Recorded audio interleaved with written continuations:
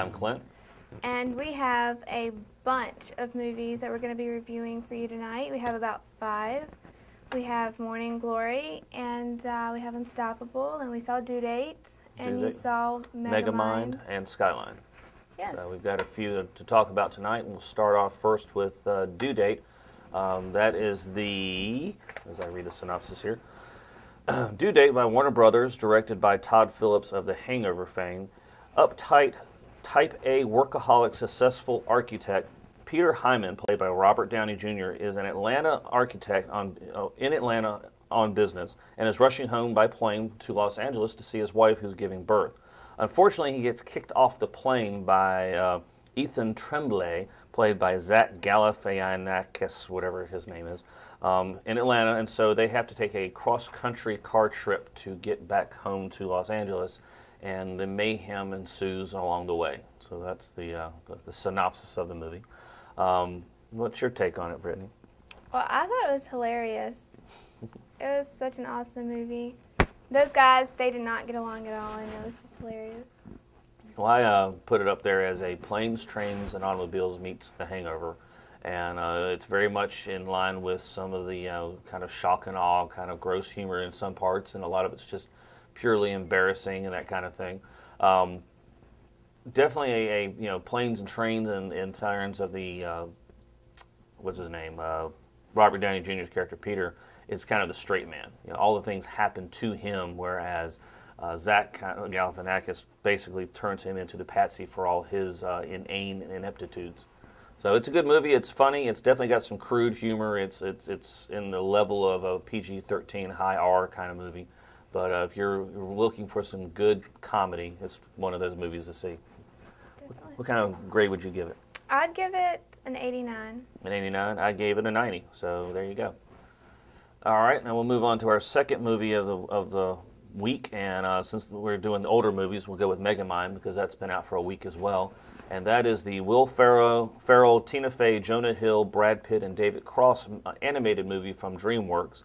And Megamind is the most brilliant supervillain the world has ever known. And I'll read this in the exciting movie tone. And the least successful ever. Over the years, he has tried to conquer Metro City in every imaginable way. Each attempt has been a colossal failure, thanks to the caped superhero known as Metro Man. Until the day Megamind actually defeats him in the throes of one of his botched evil plans. Suddenly, the fate of Metro City is threatened when a new villain arrives and chaos runs rampant, leaving everyone to wonder, can the biggest mind actually be the one to save the day? This is a SNL movie made comedy, made animation. I'd say it's definitely up there along the lines of some of the better animated films that have come out this year. It is not for the youngest of viewers. It's definitely a 10 plus, I think, in terms of who will understand the concepts, as well as just definitely some violence and that kind of thing in here. It's a superhero movie.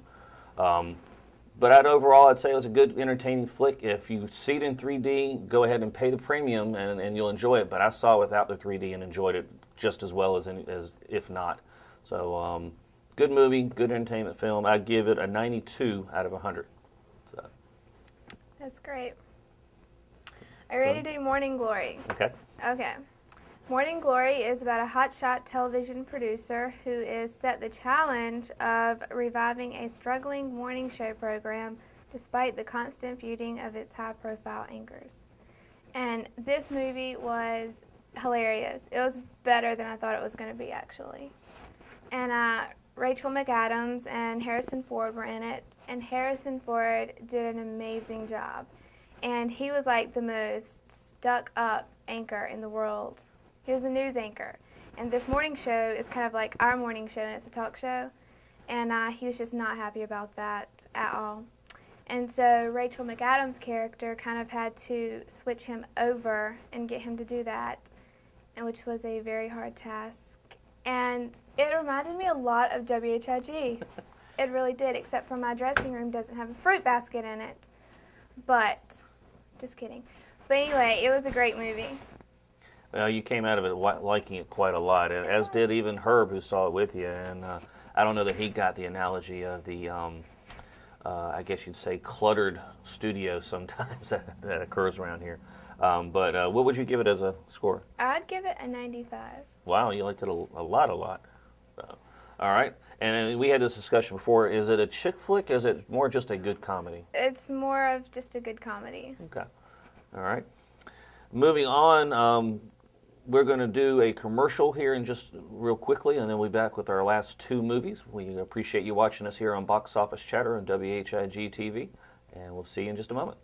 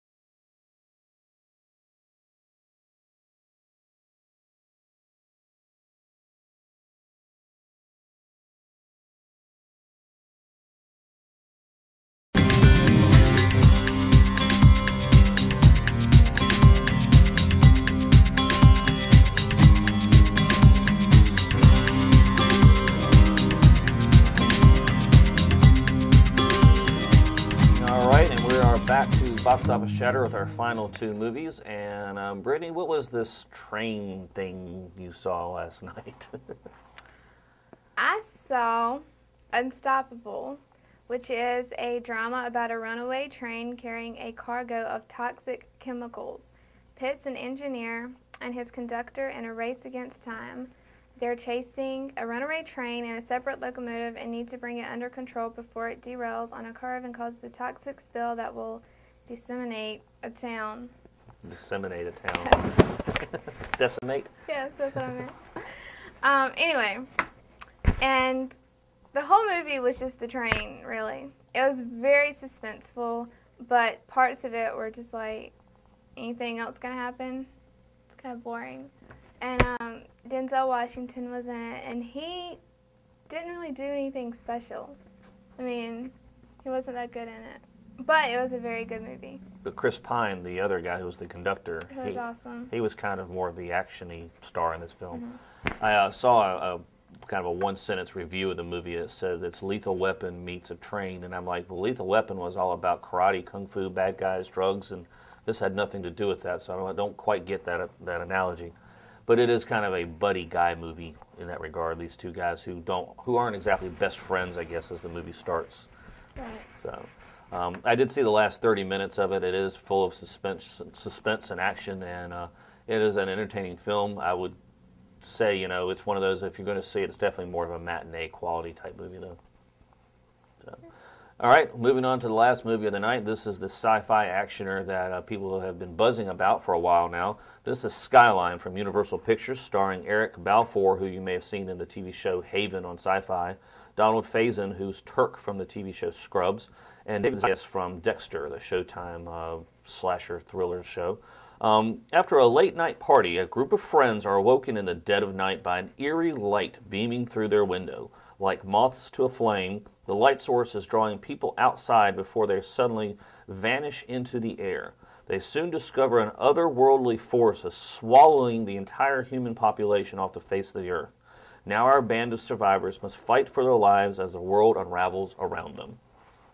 This movie, Skyline, is very much a, if you took Independence Day and the bad guys were winning, and you took Cloverfield, which was the kind of the alien monster thriller from a couple years ago from J.J. Abrams, and combine the two, you'd have this movie. It is directed by a couple of guys, and I forget their name real quick, but basically they've never directed a movie before, but they're special effects experts. This movie, which cost about $20 million to make, is actually pretty decent. It's a good actioner. It's one of those, it's suspense of disbelief. You go in there and you're dealing with aliens and a lot of personal interactions and so forth. Definitely a lot of action, definitely a lot of special effects, and the ending has a little bit of a twist, kind of I call it a Pulp Fiction video game type thing. So it's interesting, and it does set it up for a sequel if the movie is successful. I give it a 90 out of 100 because there are a few points here where you might say, no way. The plot has a couple holes in that regard, but otherwise it's an entertaining flick. So those are the 5 flicks that we've seen that are all available right now at Premiere Theaters here in Rocky Mount. If you want to call and check out the times that are playing, what's that number, Brittany? You can call 446-6500. Or you can go online to uecmovies.com, and all the movies are on there, as well as the times, the trailers, and that type of thing.